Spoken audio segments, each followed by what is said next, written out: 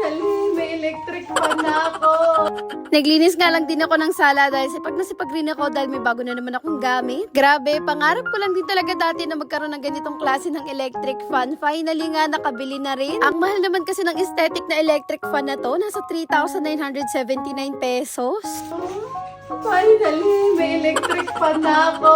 Buti na lang din talaga at merong pa-voucher kasi chinek out ko to nung 3-3 sale. Kaya naman nabili ko na lang siya ng 3,183 pesos. Pero okay na din kasi pangarap po talaga tong electric fan na to kahit medyo pricey. Maganda rin kasi talaga ang brand ng Asahi. Actually, yung electric fan ko dito, Asahi din yung tatak, kaso nga lang color black. Nagdadalawang isip rin kasi ako kung ano ba yung gagawin kong makeover doon, kung pipinturahan ko na lang siya ng white. Kaso nga lang, mas gusto ko yung ganitong combination ng wood design tsaka ng white. Hindi ko na nga inantay yung asawa ko at ako na mismo yung nagbuo dahil excited na talaga ako sa electric fan na yun. Ilang araw lang din naman dumating kaagad dahil in-order ko nga yun ng 3-3 sale at dumating siya ng March 8. At para mas maganda nga dito sa may sala, babalutan ko nga tong sofa namin pero bago yun, vinacuum ko muna. Ilang araw na rin kasi itong walang balot dahil hindi pa nga ako sinisipag nung nakaraan na magbalot na ito.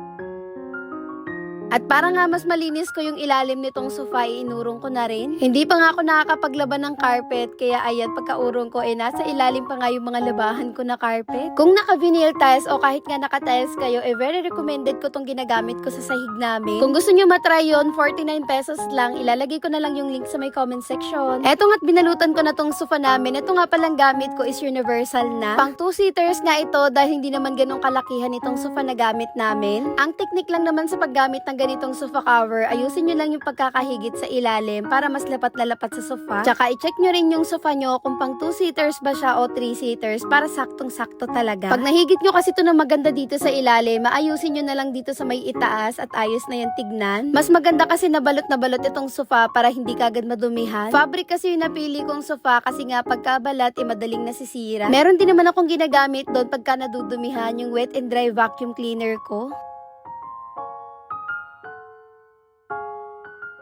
Etong ang orasan ko, wala pa akong mapagsabitan, kaya dyan ko na muna sinabit pansamantala. At dahil na-miss ko na nga itong burimat ko, ito na muna yung nilagay ko na carpet dito sa may sala. Then binalik ko na nga dito yung mga binakim ko kanina na back cushion tsaka itong mga throw pillow. Pinalitan ko na nga rin ng mga throw pillow cases dahil bagong balot nga itong sofa. Kung gusto nyo pala ng ganitong sofa cover, ilalagay ko na lang yung link sa may comment section. Ang sarap talaga sa mata pagka ganito kalinis at ka-aesthetic yung mga gamit.